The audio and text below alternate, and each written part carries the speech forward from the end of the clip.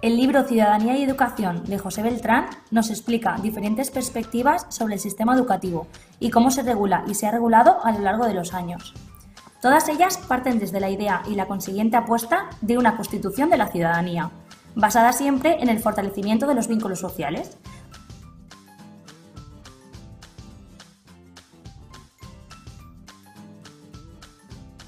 En el primer apartado os vamos a hablar de las travesías educativas y, en primer lugar, de los escenarios de la realidad social.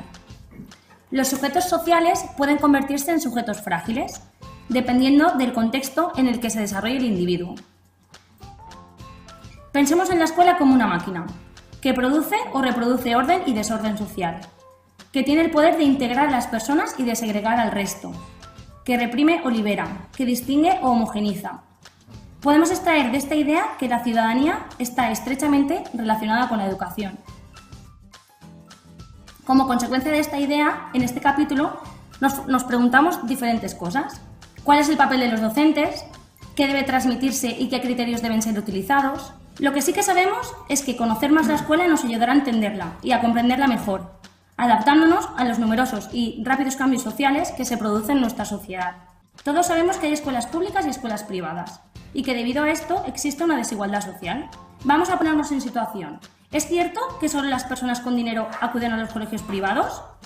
Sí, es cierto. Y otra pregunta. ¿Pensáis que esto les hace pertenecer en mayor o menor medida a una clase social diferente a la nuestra? La escuela ya no es lo que era antes, y es culpa del gobierno, que actúa como un auténtico depredador, dando dinero a las escuelas privadas y haciendo tambalearse aún más, si cabe, a la escuela pública. La escuela ya no es lo que era antes. Por esto es necesario que nos unamos todos. Es decir, debemos crear una acción colectiva con el objetivo de evitar la privatización de las escuelas públicas. No nos olvidemos de la idea principal. La educación es la encargada de hacer que nuestro ser social gire en la misma dirección. Es una lástima que nuestro principal enemigo, el gobierno, al fin de cuentas es nuestro único salvador. Los ciudadanos debemos tener nuestro propio pensamiento y olvidarnos de que las instituciones nos muestran como lo perfecto. Es decir, las instituciones nos muestran que lo perfecto es lo que hacen ellos, pero en realidad, para mí, por ejemplo, y para nosotros, no lo es. ¿Creéis que desde los despachos ministeriales se pueden dar medidas para fomentar la calidad educativa? Yo creo que no. Preocuparnos por la escuela pública es una forma de preocuparnos por cómo somos, por cómo queremos ser y por cómo queremos, en definitiva, que sea nuestro mundo.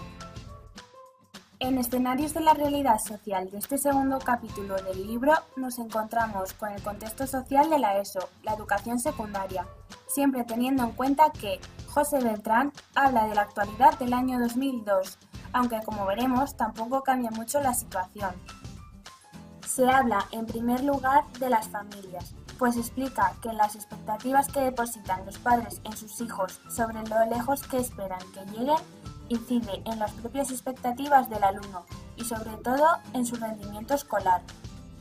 Por otra parte, el recorte que se inició en el 93 en gasto público educativo, cuando fue el primer año de la crisis económica de los 90, y que ese recorte se mantiene desde entonces hasta la actualidad, gastándose en el año 2000 medio billón menos de lo que se destinaba.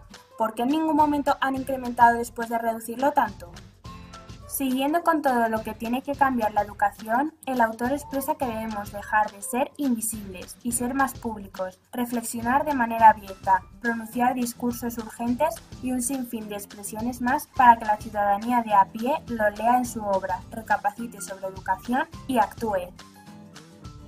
Nos sorprende cuando dice: el currículum trata de dar respuesta a preguntas fundamentales, pero ¿para qué enseñar? ¿Para qué evaluar? ¿Cuáles son los fines de la educación?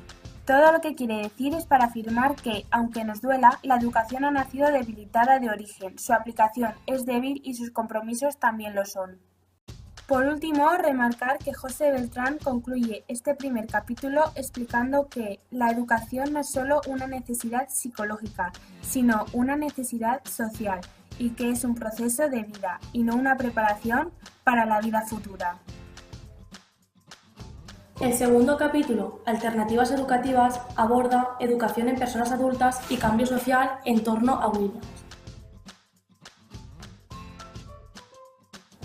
Williams planteó un plan X, Una política de alto nivel, según él, donde existe una poderosa tendencia a pensar y planificar el futuro que no tiene carácter progresista o reformista, sino que va más allá de las reformas tradicionales del conservadurismo.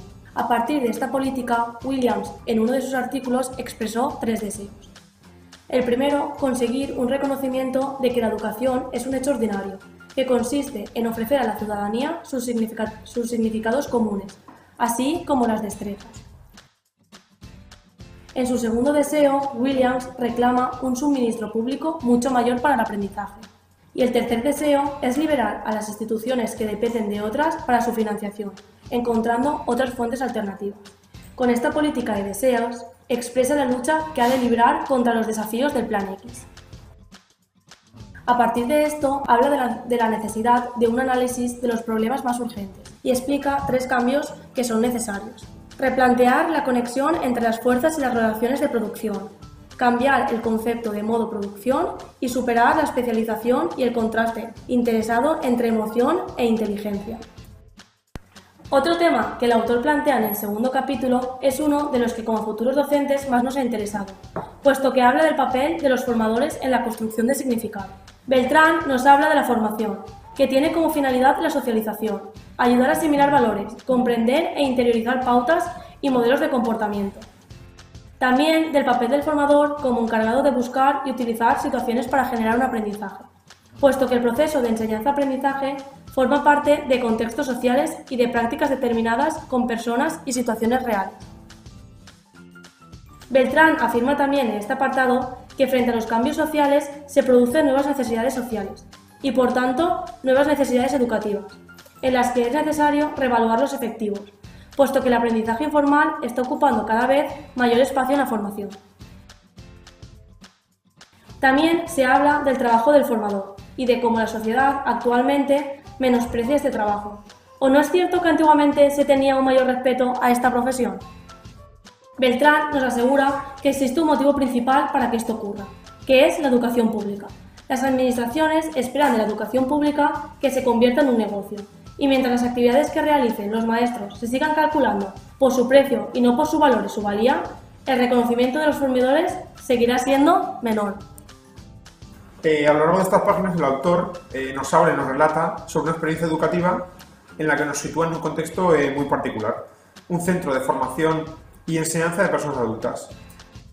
En esta, el autor vive una experiencia educativa en la cual el docente juega un papel de autor, es decir, se mimetiza con los alumnos logrando alcanzar una confianza y un respeto desde una postura de confidente, no de un simple maestro de clases magistrales de los años 70 y 80. También, lógicamente, juegan un papel importante los errores gramaticales y la sintaxis, que están presentes en la práctica educativa. Pero, sin darse cuenta, el alumno va aprendiendo todas estas desde un segundo plano y poco a poco van desapareciendo de su caligrafía, ortografía, de sus relatos. Es una metodología totalmente comunicativa e igualitaria en la que todo está relacionado mediante la igualdad, que gracias al docente que busca un clima de confianza para realizar este tipo de cursos. Este tipo de cursos hay que tener en cuenta que las personas son bastante inseguras, desconfiadas, faltas de cariño por el contexto social en el que se han desarrollado. Diario de Diálogos es casi una experiencia de vida para todas estas personas y tener presente siempre que las personas analfabetas no nacen, sino que se hacen. La participación desde la educación de personas adultas. Bueno, en esta parte del libro el autor nos aborda el tema del contacto social, que mediante una configuración de necesidades sociales y con ayuda de la enseñanza-aprendizaje nos proporcionará herramientas, claves y tramas para ayudar a la ciudadanía a ser capaz de resolver los propósitos o los conflictos que se le planteen. Realmente se centra en nombrarnos y hacernos reflexionar sobre la realidad de lo que significa la palabra necesidad, ya que en las sociedades capitalistas se caracterizan por un sistema de consumo en el que podemos vernos reflejados habitualmente. El autor nos invita a reflexionar con otro gran argumento. El desarrollo objetivo de las necesidades avanzadas nos aboca a un dilema difícil. Las necesidades, inducidas industrialmente por el primer mundo, tropiezan con la incapacidad de satisfacer incluso las necesidades más básicas de la supervivencia de los pueblos más pobres, que hoy son la mayoría de nuestro planeta. También sería importante, después de leer estas líneas del autor, redefinir la palabra necesidad. Aquí es donde juega un papel muy importante la educación de hoy en día, puesto que tiene la obligación de educar, construir y transformar a una ciudadanía capaz de utilizar una enseñanza-aprendizaje con el objetivo de crear unos vínculos sociales básicos, derechos humanos. También el autor nos habla y nos cita 5 tramas de un contrato social. La primera sería una nueva forma de un compromiso cívico. La segunda sería la enseñanza-aprendizaje puede proporcionar un espacio privilegiado para el adulto. La tercera, se debe creer en una restauración social. La cuarta, la educación en personas adultas es un ámbito de reflexividad y de posibilidades abiertas. Y la quinta y última, la educación de personas adultas es copartícipe en el compromiso público que requiere este contrato social.